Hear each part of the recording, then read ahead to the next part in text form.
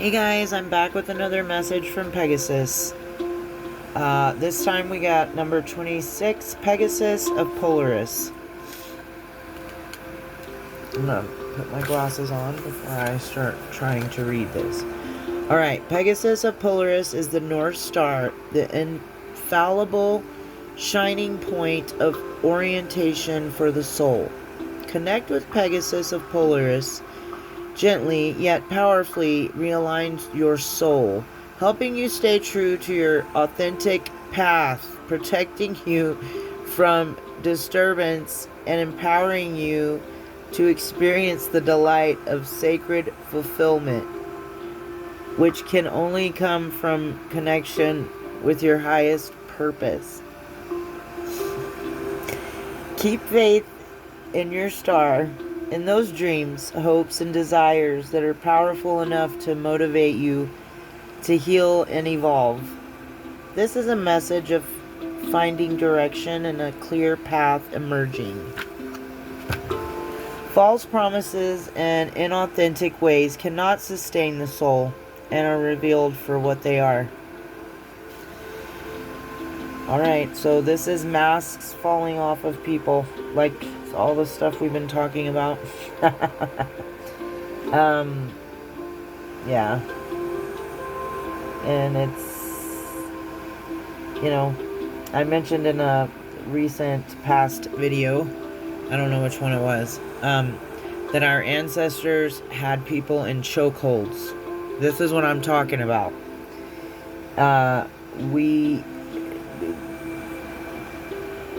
We're already on our authentic path. We're trying to get there. We've chosen it. We're doing what it takes. And once you do that, God and many other beings and entities, whether you believe in them or not, are going to protect that person. And nothing is going to come between what they're doing, because they're doing it for God. And so at that point, you're messing with God. I hope you realize that. If you're a cross watcher. Don't try to go against God or somebody that's working for God. It's not a wise choice. If you have been seeking clarity around your purpose, this is a sign that the universe is answering you within your heart. If certain people, situations, or groups leave you feeling confused about yourself or your truths, or distract you from your commitment to your heart's fulfillment, you may want to self-impose a period of sanctuary to regain your center. Hermit mode. That's what I call it. Going within. Isolating, but not because you're depressed and whatever else. There can be positive and negative isolating, because I know sometimes it can be linked to lower things too, but and if you know, like, once you get to a certain point on this journey, the healing journey, you're going to need time to yourself and space, because that is how we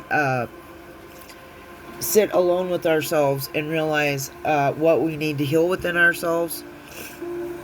Then we are also able to recognize and distinguish our own energy from other people's. And that's important, especially if you're highly empathetic or an empath or whatever you want to call it. Highly sensitive. Energetic sponge. This is the people I'm talking to. So, yeah. And if you're, well, you don't know, because I didn't know. But maybe you do, and if you don't, you will now. But, you're absorbing, because you're highly sensitive to energy and emotions and feelings and thoughts and other people, you sometimes absorb it and think that's your energy, that's like, that you're depressed, or that you're in, like, you can be around somebody that's having high anxiety, okay? Sometimes they hide it well, though. And, all of a sudden, out of nowhere, you're around that person, or, just talk to them, or are talking to it, whatever it is. There's some kind of thread there of energy. And you start to become very anxious and start having panicky worry thoughts and stuff like that. But once you get to a certain point, I want to encourage you to know this. You will be able to distinguish your energy from other people's if you really focus on it. If you also are like me. It's hard when you don't know who you are, and other people's opinions, reactions, words, whatever it is. A lot of us have been bullied. I was bullied as a child and a teenager and a preteen. So yeah, it's I don't know why I'm saying all this. Here we go with the rabbits again that I chase. I'm sure it's for a reason and a purpose. Yeah, I'm just gonna keep reading. From a position of strength and clarity, you will know who can and cannot travel with you further. And I just talked about this the other day. Some people aren't meant to go with us the whole ride. Like, they're in and out of our lives for a season, or they're in our life for a season, because a season is a fourth of a year. I don't know. There's 4 seasons, so that's just, and I talked about this in a recent past video, and I don't know which one, but that's where words can get confusing sometimes in tarot. When people call karmics, like, so what some people mean when they say karmics are not what it actually is. A karmic simply means it was a lesson. Like, we have many soulmates. Some of us have a twin flame, whatever. But you can have soulmates in any, they can be the same sex as you. They can be a sister, a best friend. Some of them can be lovers, so on and so forth. But we encounter many of them on our journey. And a karmic soulmate doesn't mean, I don't feel like it means what some people are meaning when they talk about, karmics and, whatever. To me, that means that they were there on my journey to teach me a lesson and to help me pay some of my karma, right? So that's not always bad, but that, to me, that's what karmic means when it comes out as a karmic soulmate or a karmic individual. It doesn't matter. We have to experience certain things when we're here so that we will wake up and do certain things and start following the path that is created for us by the divine, by God, by the creator, by source, the universe, however you identify. And yeah, I mean, that's where the karma comes into play, because we have to encounter certain people along our journey, certain situations, people, places, and things, okay? To get us to wake up, to get us to heal, to get us to know what we want and what we don't want moving forward. You have to look at it like everything is a lesson. And some of our lessons have to do with karmic debt that we owe from this life or a previous one, however you believe. But that's what that means. So I say, when I mean toxic, but I think some tarot readers call toxic energies karmic energies, and I don't feel like that's an accurate description. But not all of them do that. I'm just saying, I've heard some, but when I realize a reader's negative mostly or anything like that, I just unsubscribe and stop watching them. But anyway, yeah, I felt a reason. I felt like saying that for a reason. But it's, everything is for a reason, and everything on our path is meant for us for a reason. But you, each individual, me, you, everyone is unique. Everyone has different lives, different paths. We come from different gene pools, blah, blah, blah, blah, blah.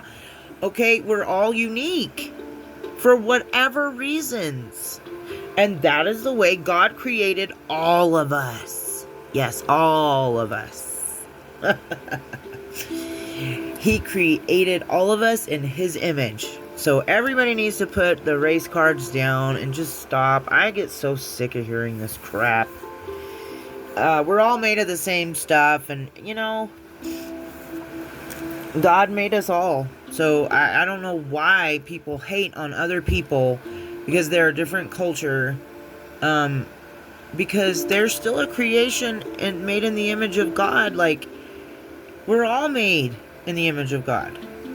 I don't think everyone gets that. All. We are all. No matter what country you're from.